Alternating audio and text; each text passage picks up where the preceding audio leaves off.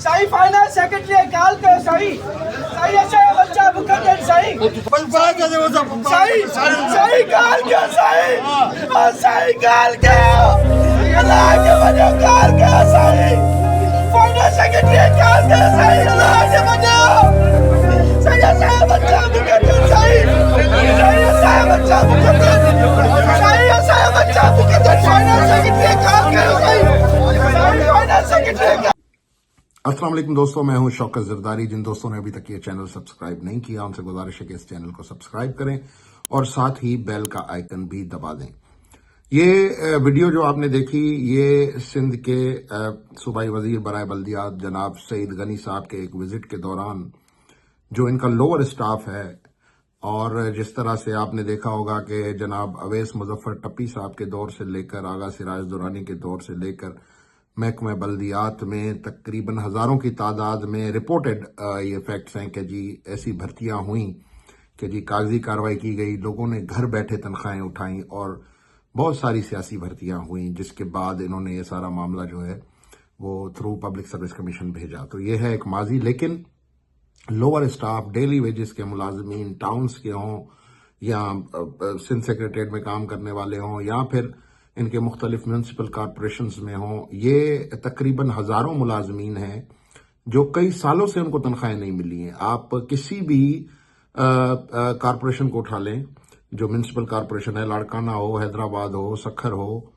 تو وہاں پہ ایسے ہزاروں ملازمین ہیں جن کے نام پر تنخواہیں تو آئیں لیکن وہ تنخواہیں افسران کھا گئے، اور اس پہ بھی بہت بڑے نیب کے کیسز ہوئے۔ ایسے بہت سے ٹی ایم اوز تھے جو ارب پتی بن گئے ماضی میں۔ لیکن یہ جو آپ حالات دیکھ رہے ہیں یہ صرف ایک محکمے کا قصہ نہیں ہے، سندھ کے ایسے دیگر محکمات ہیں جن میں سے کئی لوگ اپنی تنخواہوں سے محروم ہیں۔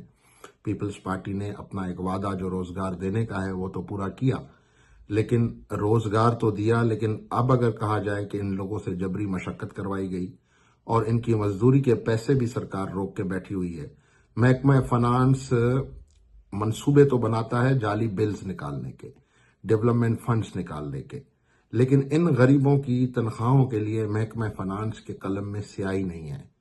یا تو پھر محکمہ فنانس کے قلم میں سیاہی نہیں ہے، یا پھر محکمہ فنانس میں بیٹھے لوگوں کے ضمیر مر چکے ہیں، یا ان کو چلانے والے لوگوں کے ضمیر مر چکے ہیں کہ وہ لوگوں کے اس درد کو، پیپلز پارٹی کے ووٹر کے اس درد کو سمجھنے سے قاصر ہے کہ یہ لوگ جو کئی مہینوں سے تنخواہوں کے آسروں پر، کچھ ایسے ملازمین نے مجھے میسیجز کیے جنہوں نے 3 4 عیدیں بغیر تنخواہوں کے کی ہیں، اور وہ اس آسرے پر بیٹھے ہوئے ہیں کہ ان کو سرکار ان کی تنخواہیں دے گی۔ ان نوکریوں کی جو نوکریاں ان سے کروائی گئی، جو نوکریاں ان سے کروائی جا رہی ہیں، ان کو مختلف طریقوں سے پینلائز کیا گیا۔ کئی لوگوں کو مل رہی ہیں تنخواہیں، ایون جو سویپر تک ہیں ان کی تنخواہیں تک کٹوتی کے بعد ان کو دی جاتی ہیں۔ جو منیمم ویج ہے سرکار کی جن کو مل رہی ہے وہ بھی نہیں ملتی ہے، اور پھر اسی طرح ہمیں یہ لوگ تڑپتے نظر آتے ہیں، اسی طرح یہ لوگ بلکتے نظر آتے ہیں ان وزراء کے سامنے۔ اب اس میں کوئی سعید غنی کا ذاتی طور پہ کوئی قصور نہیں ہے، لیکن بطور سسٹم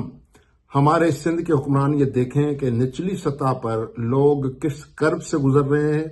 کس تکلیف سے گزر رہے ہیں، ان کے بچے کس تکلیف سے گزر رہے ہیں۔ اس وقت جو معاشی صورتحال ہے صوبے کی اور بالخصوص ملک کی، اس میں لوگوں کا گزر بسر کیسے ہو رہا ہے، اور لے دے کے اگر کچھ غریب سرکاری چھوٹی لیول کی سرکاری نوکریاں لینے میں کامیاب ہوئے ہیں تو ان کو تنخواہوں کے لیے گاڑیوں کے آگے لیٹنا پڑتا ہے، ان کو چیخنا پڑتا ہے، چلانا پڑتا ہے، آہیں لگانی پڑتی ہیں، صدائیں بلند کرنی پڑتی ہیں، اور باقاعدہ ایک مجبوری کی انتہا ہے کہ کوئی ورکر اپنے حق کے لیے، اپنی تنخواہ کے لیے آپ کی گاڑی کے سامنے زمین پر لیٹ کر آپ کو ہاتھ جوڑے کہ خدا کے واسطے آپ سیکرٹری فنانس کو کال کریں اور اس سے پوچھیں کہ ہماری تنخواہیں کیوں نہیں ہو رہی ہیں۔ تو بہرحال یہ المیہ سندھ کے اکثر اداروں کا ہے۔ ایک ویڈیو میرے سامنے گزری، میں نے سوچا کہ اس ویڈیو پر تجزیہ بنتا ہے اور آپ لوگوں تک یہ تجزیہ میں نے پہنچایا۔ بہت شکریہ۔